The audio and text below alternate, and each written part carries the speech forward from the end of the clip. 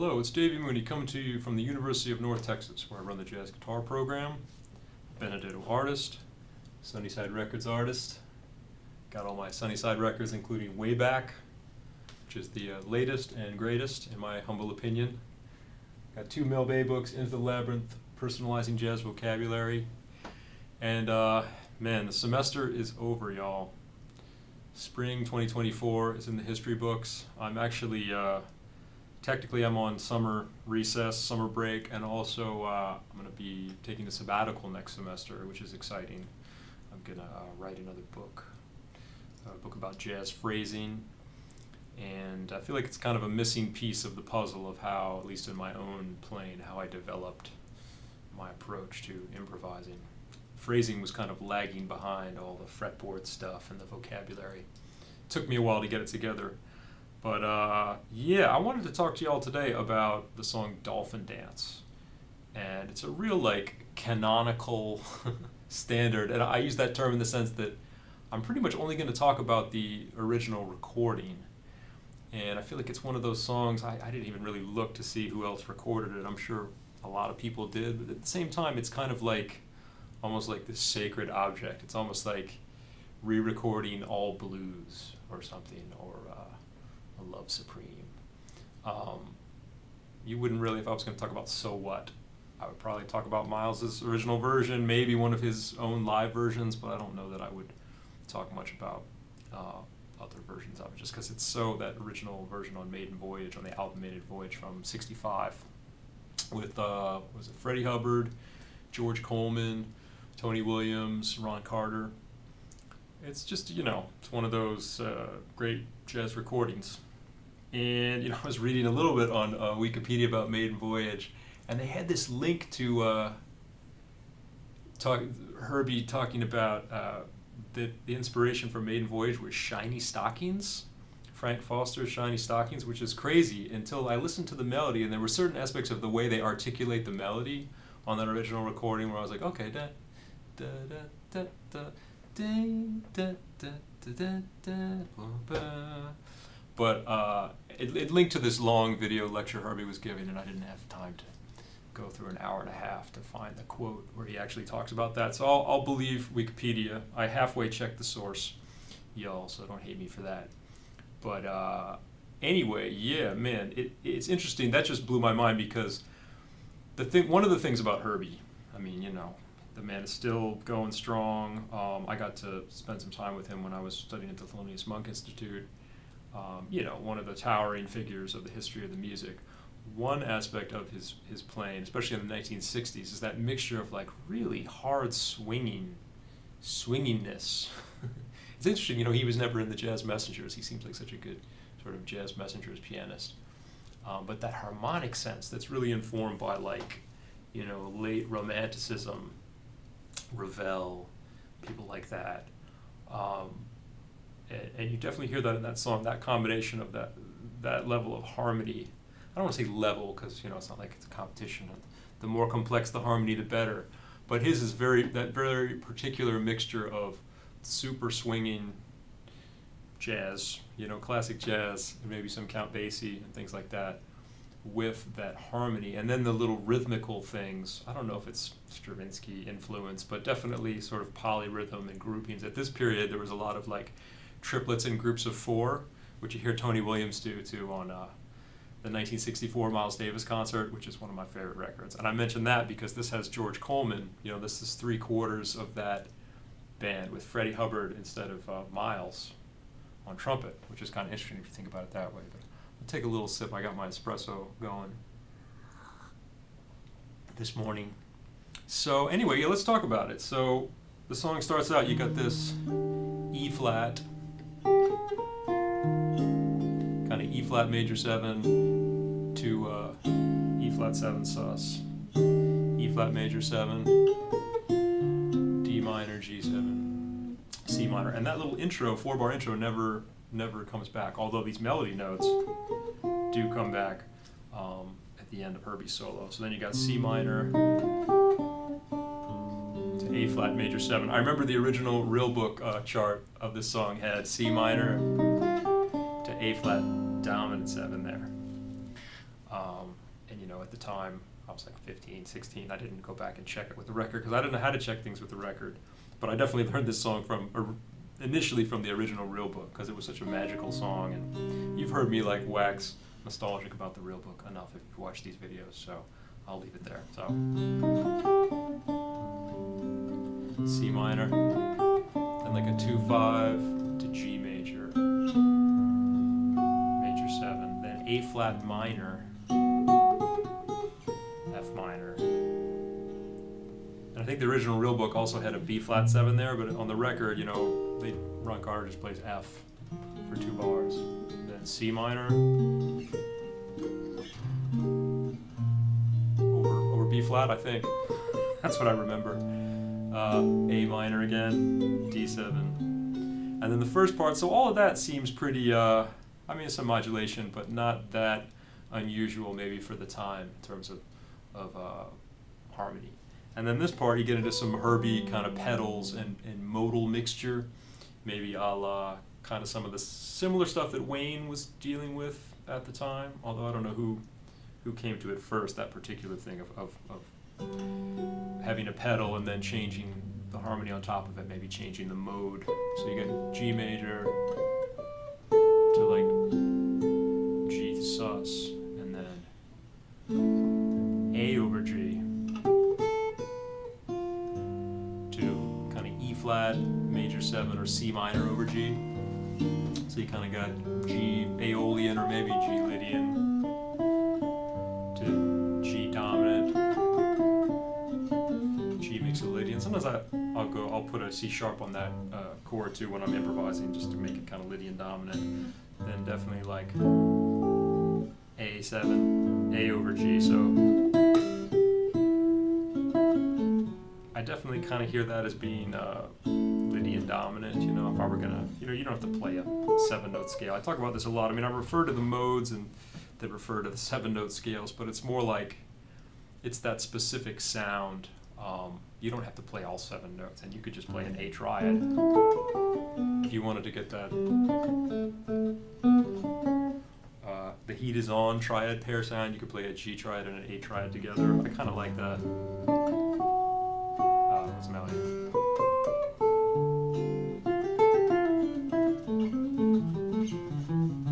Kind of make that Lydian dominant for 2 bars, and then this sound. I love this chord. This is probably like one of my favorite chords. Kind of C minor over G, C minor 6/9 over G, E flat major 7 over G,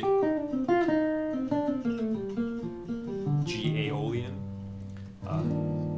This kind of reminds me of Anna Maria a little bit. And then F13 sus to F13 flat 9, or a D triad over F. Did I say that right? 13 flat 9, back to F13 sus, and then E minor A7. So that's like a lot of like shifting kind of modalities over the same bass note.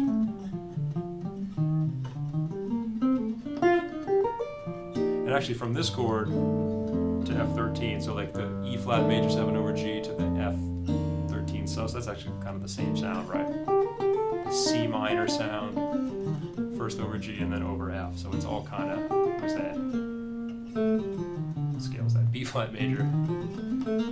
It's funny, I refer to the modes and the 7-note scales, and then when I try to name them, sometimes my fingers know them, but my brain is like, huh, what is that called again? Maybe I need a little more espresso. Delicious. So yeah, like, and there I definitely would, it's kind of it's a diminished sound, right? 13 flat 9. Sometimes I'll play off of like a D triad. You could combine a D and an F triad. That's kind of a cool triad pair, especially if you play off of inversions.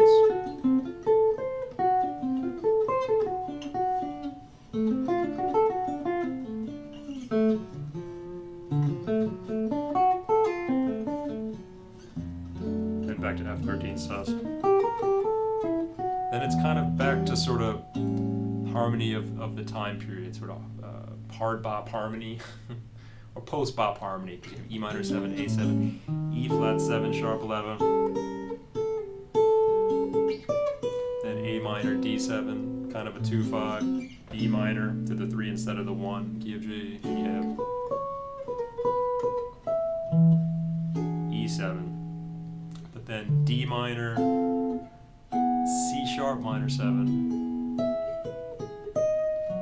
F13.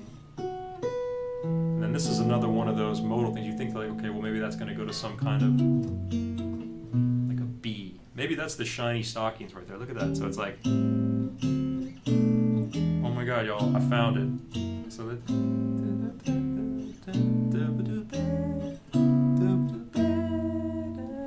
but instead of going doing what Shiny Stockings does, he goes to you know, this interesting thing like over an E pedal, like a B minor 9 to A minor 9, or maybe like D major 7 to C minor 7. And it's funny, when I was improvising on this, you'll see in a little bit. This time, for some reason, I kind of went pure, almost like pure sort of B minor pentatonic on both of those sounds. So I kind of avoided the issue of like, okay, a C sharp at the top on the first chord, then a C natural on the second chord. Sometimes you can get too literal, and by you I mean me, getting into all that harmony, and then sometimes you want to like play every chord, and you can end up with a scenario where it's just, that's not the right flavor almost. Sometimes it'd be cool to let the chords, it can be cool to let the chords do their thing, and you don't have to address all of them so hyper specifically. So, or maybe I was playing B minor pentatonic to like on this chord I was playing more of a G major sound, G Ionian. Of course, it's over B, so whatever you call that. Mostly B minor pentatonic is what I felt like I was playing, but maybe playing a C natural on the second of those chords. So you have that for a couple bars. And then here's another really interesting part that I think befuddled at least me in my little world, like what these chords were, because I think the original real book didn't really explain it very well. But you have E flat sus again, like from the beginning of the song. And you have this little figuration that Herbie likes to do a lot. I think he gets the E natural in there too. He plays this a lot at the time. If you go back and watch my video on Dance Cadaverous, there's like a mystery chord that Herbie plays on that too, the Wayne Shorter song. That's the same shape. This same shape of, I guess I think of it kind of, one way to think about it would be if B flat were the bass note, it's that 13 flat 9 sound. But in this case, he's putting it all over an E flat pedal, so that kind of messes with what you think it's going to be like. Okay, maybe it's a E flat harmonic major sound. But on his solo, he kind of treats it, I think, more diminished, because he does this pattern.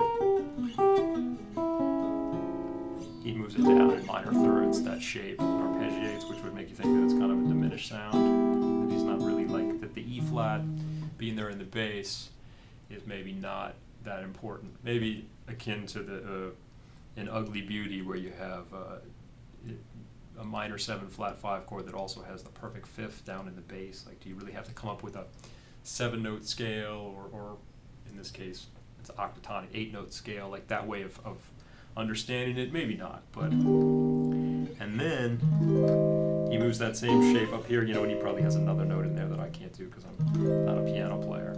But this was the chord that always, like, I didn't know until I knew, you know, basically that it's like A flat major 7 sharp 5. And maybe this one is kind of harmonic major if you had to think about it. And when he plays on that, he goes, what does he go?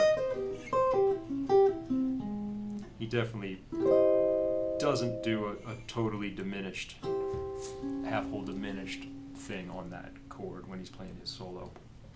And then you have, let's say you got this.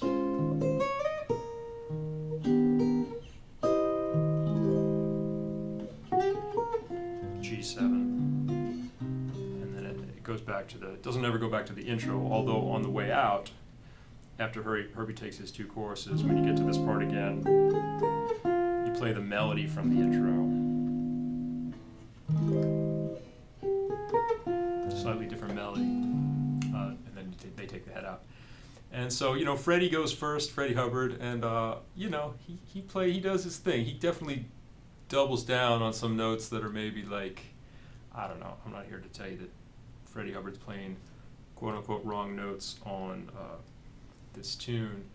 But it's interesting how, to me, I kind of feel like maybe part of the reason that jazz education evolved the way it did is maybe an attempt to come up with some way to teach how to play on songs like this, where, yeah, there's some 2/5s and things like that, but there's definitely some modal implications and things where it's important to, whether you're going to call them 7-note scales or what, but be able to identify orally and on your instrument the notes, that the really specific sounds that some of these chords evoke. And it's funny because I've seen Herbie play this song a couple times live, I think mostly back in the 90s, and when he would get to that part, you know, everybody's waiting to hear the magical chords that he plays, and he would always change it. He would play something different every time I saw him, and he almost felt like he was kind of like doing it on purpose. I mean, doing it on purpose, it's all sort of on purpose, I think, in his aesthetic and the way he approaches these tunes. But I feel like it was kind of like, you are waiting for that chord. Oh, yeah, how about this chord? It's hilarious. And I love George Coleman, man. I love George Coleman so much. In the 60s, it reminds me so much of like that, some of the ideas that he plays on the 1964 concert. I remember I transcribed and played the whole My Funny Valentine solo from the Miles Davis 1964 My Funny Valentine album. And man, that's a masterpiece too. And I'll draw your attention, he plays a great solo on this, and he's maybe a little bit more of an analytical type player, cerebral player. And Freddie Hubbard just kind of goes for it. It's just like, yeah, beautiful sound. He can sell like most of those notes too. Then Herbie's solo, I love Herbie's solo, it's such masterful. So, and there's one part that I love so much. It really reminds me of like late Ravel, like some like Ravel violin sonata or something. I was trying to, the other day with a student, I was trying to find where I thought it came from, this idea that he plays. I don't know. A lot of it's just half whole diminished, but when he gets to this part, on his first chorus, he does this eighth notes in groups of 4. No, eighth note triplets in groups of 4. On this part, he goes,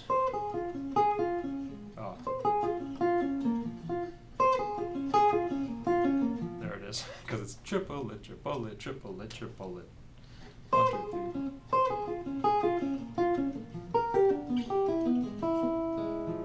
So on the first one, it's like a B flat minor 9 arpeggio. Then on this one, it's that shape, move down in minor thirds, and then on this one, starts with this shape, and then he goes to this one, and then major 7 sharp 5. So kind of an interesting little. Sounds like Misty. And then on the G7, plays like an E flat major triad. So that's a really interesting combination. So.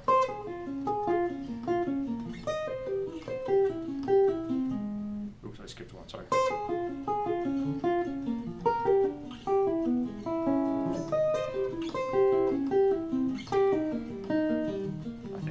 I might not have the last one exactly, but I feel like that's the climactic point in his solo, even though it's only at the end of his first chorus, but it's just such a like layers of harmony, and it takes you to that like, you know, French symbolist musical, I can only call it impressionist, but late Ravel kind of vibe. Anyway, man, masterpiece of a tune.